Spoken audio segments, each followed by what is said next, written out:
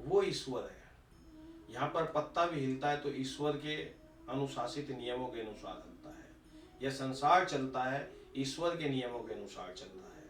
आप भगवान के नाम से अपने आप को संतुष्ट करके कि मैं भगवान की पूजा करता हूँ, मैं भगवान श्री कृष्ण का नाम जप कर रहा हूँ। आप श्री कृष्ण 1,00,000 बार कहिए, 10,00,000 बार कहिए, आपके अंदर योगी की एक भी कोई तरंग नहीं आ सकती। आप 1% भी योगी नहीं बन सकते, क्योंकि वो तो योगेश्वर श्री कृष्ण चंद्र थे। आप जो है एक तरंग भी आपको प्राप्त नहीं होगी, आप कितना भी कृष्ण कृष्ण कीजिए, क्योंकि कृष्ण उनका नाम था। अगर मेरा नाम अरुण है तो आप मेरे मरणोपरांत कितना भी अरुण अरुण कीजिए, आपको कुछ हासिल नहीं होने वाला है, क्योंकि वो ईश्वर का नाम नहीं है, वो भगवान का नाम है। और भगवान के कर्मों के अनुसार हम अपने कर्म बनाएं, भगवान के आदेश अनुसार, भगवान ने जो कार्य किए हैं, जो आदेश दिए हैं, उनके अनुसार हम अपने जीवन को वह निर्वहन करें, अपने उसके अनुसार हम अपने जीवन में सारे आचरण अपनाएं, तब हमारा कोई कल्याण हो सकता है। भगवान का नाम रिपीट करने से, भगवान का नाम बार बार लेने से आपको वो स्मरण रह सकता है।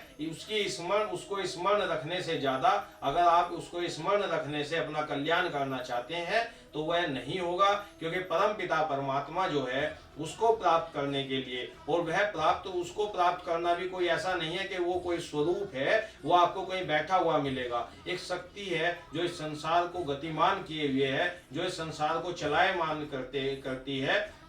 वह शक्ति आपको मोक्ष प्राप्त करती है, इस जन्म मृत्यु से कहीं परे आपको ले जाती है, जहां पर आप जन्म मृत्यु के चक्र से छूट जाते हैं, जहां पर आप परम पिता परमात्मा की ईश्वर की गोद में जाकर बैठ जाते हैं, विराजमान हो जाते हैं। उसको स्वर्ग कहते हैं, जहां सूर्य लोकों में मुमुक्ष आत्माओं के मध्य में ज्ञान की चर्चाओं पर बात करते हैं। आपकी आत्मा वहां पर रमन करती है। इस पंच तत्व के शरीर से आपको केवल मोक्ष प्राप्त हो सकता है। इसीलिए अनेक प्राणियों के बीच में, 84 लाख योनियों के बीच में एक मानव की योनि ही ऐसी है जिसमें आपको ज्ञान है, और आप जो है इस संसार में क्यों आए हैं यह आप जान सकते हैं। आपको क्या प्राप्त करना है यह आप प्राप्त कर सकते हैं।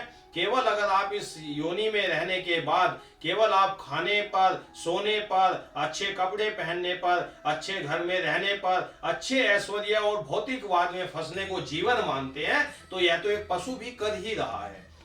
आप कोई विशेष नहीं कर रहे हैं, कुछ भी ऐसा कि आप ही कुछ विशेष कर रहे हैं, नहीं, आप ऐसा कुछ भी नहीं कर रहे हैं। क्षणिक आपके अंदर कुछ ऐसा नहीं है। आप यहाँ पर कोई भी चोरी कीजिए, किसी का हृदय पर कुठाराघात कीजिए, किसी का बुरा कीजिए, ठीक है ना, और मतलब जो है किसी से कुछ भी छीन लीजिए, हक आपका है या नहीं है। आप जिसे अपनी इनकम बोलते हैं, वो इनकम आपके लिए है भी या नहीं, आपने उसमें कितना पुरुषार्थ किया है, आपने अब उसमें कितना सहयोग किया है, वह सही है भी या नहीं, इसको बिना जज किए आप अपनी जेब में भरकर और ये सोचते हैं कि हम भगवान के दर पर जाएंगे और वहां पर कुछ दान दे आएंगे या भगवान से क्षमा मांग लेंगे, तो भगवान आपको क्षमा करने का उनको कोई अधिकार नहीं है। वो अधिकार ईश्वर को है, क्योंकि हम कर्म करने में स्वतंत्र है, लेकिन फल भोगने में परतंत्र है, जो हमें भोगना पड़ता है। सभी को पड़ा है और पड़ेगा सभी को। और आपको ना यकीन हो तो अनेकों गहराइयों से जब आप इस संसार को जानने की कोशिश करेंगे तो आप देखेंगे, अब तो कलयुग है, यहाँ हाथों हाथ हिसाब होता है सर, यहाँ हाथों हाथ हिसाब होता है।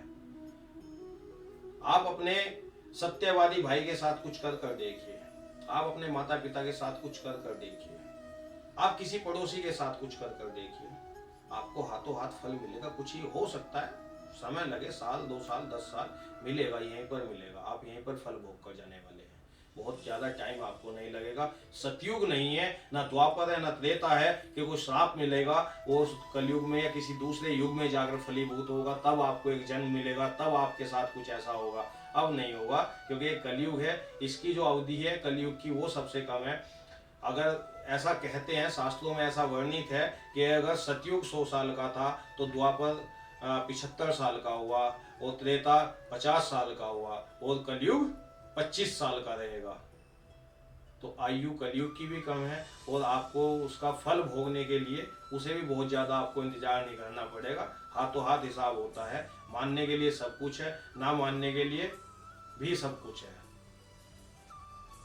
आप माने तो सब कुछ और ना माने तो कुछ भी नहीं है। ठीक है ना।